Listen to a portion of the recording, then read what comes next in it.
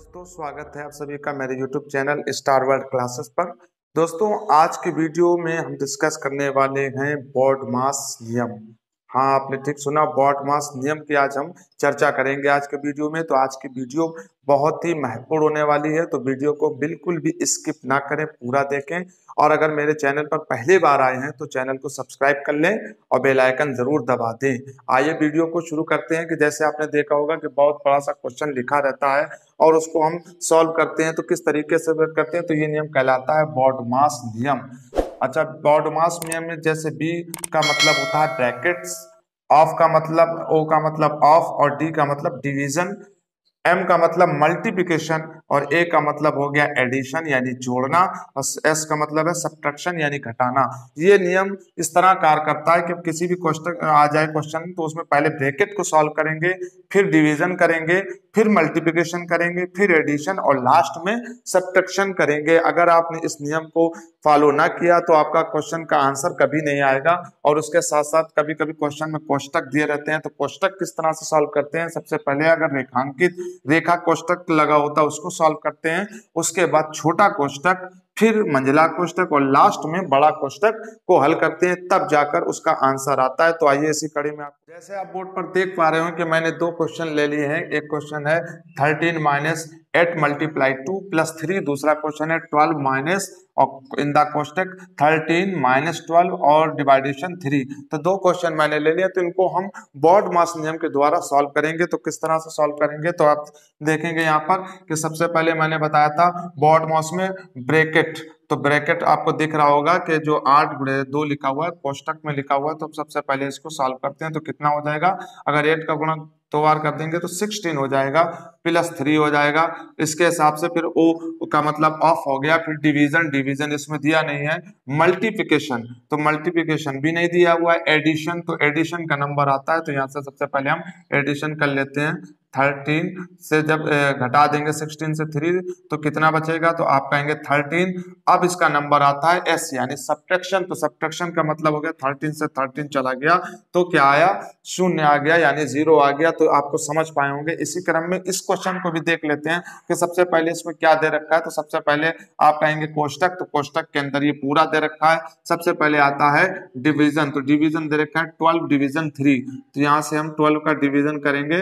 तो देखिए यहाँ से क्या हो जाएगा, जब डिवीजन करेंगे तो यहाँ को मिल जाएगा 4 से हमारा 4 मिल जाएगा। तो अब कोष्टक की बारी आ जाती है, तो कोष्टक को सॉल्व करते हैं। तो कोष्टक क्या मिलेगा हमको, कोष्टक मिल जाएगा जब हम 13 से लेस कर देंगे 4 तो हमको मिल जाएगा 9।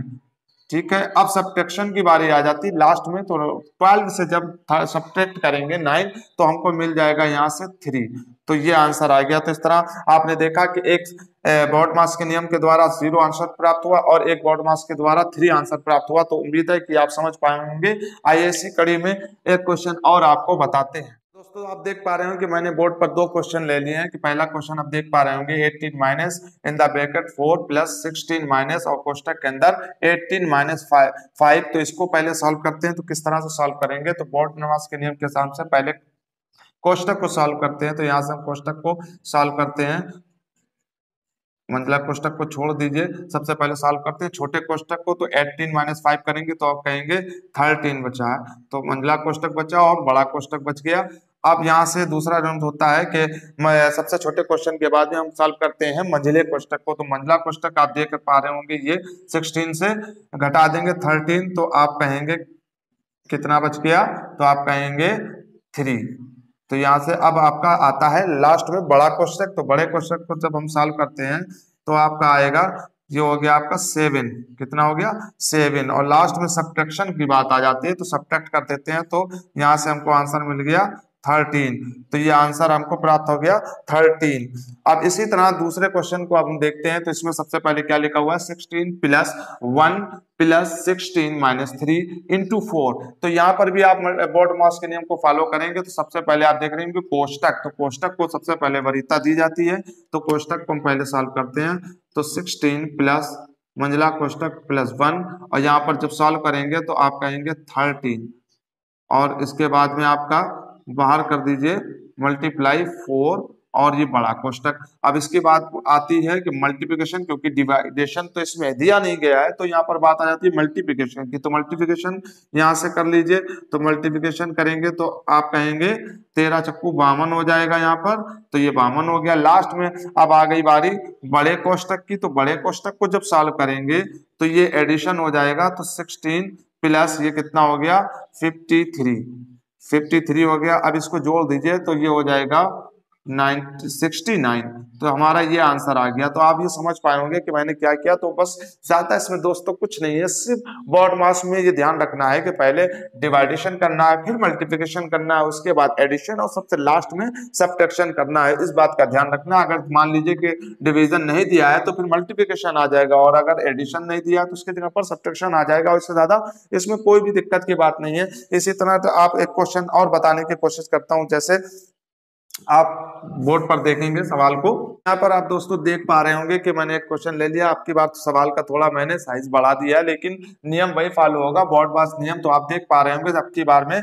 रेखांकित कोष्टक भी आ गया है। तो सबसे पहले मैंने बताया था कि रेखांकित जो होता है लाइन कोष्टक होता है, उसको हम पहले सॉल्व करते हैं। तो आइए इस क्वेश्चन को सॉल्व करके आपको बताते हैं बॉड मास के नियम द्वारा ये कैसे सॉल्व होगा।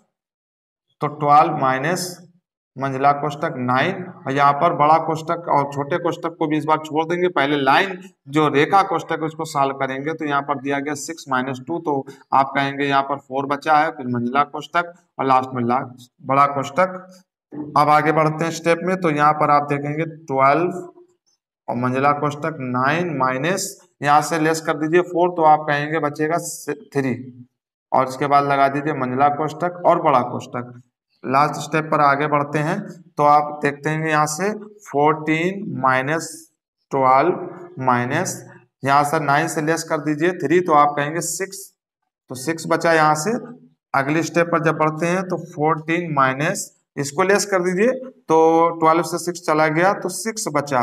और लास्ट में आपका जब बचता है, तो जब सारे नियम बच जाते हैं सबसे लास्ट में आपका होता है सब्ट्रैक्शन। तो सब्ट्रैक्ट कर दीजिए यहाँ पर 14 से जब आप 6 को लेस कर देंगे तो 8 बचेगा। कितना बचेगा 8 बचा। तो यही आंसर हो जाएगा। एक बार और समझाने की कोशिश करता हूं आपको कि क्या किया। जैसे सवाल दिया गया था तो सबसे पहले हमने रेखा कोष्टक जो बोला जाता है, जिसको सीधा सीधा लाइन करते, पहले उसको सॉल्व किया। तो 6 से 2 गया 4 बचा, फिर जो आया 4 को 7 से घटा दिया तो 3 बचा।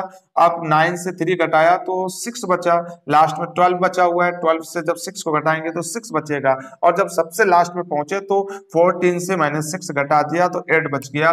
तो ये आप समझ पाए होंगे इस क्वेश्चन को।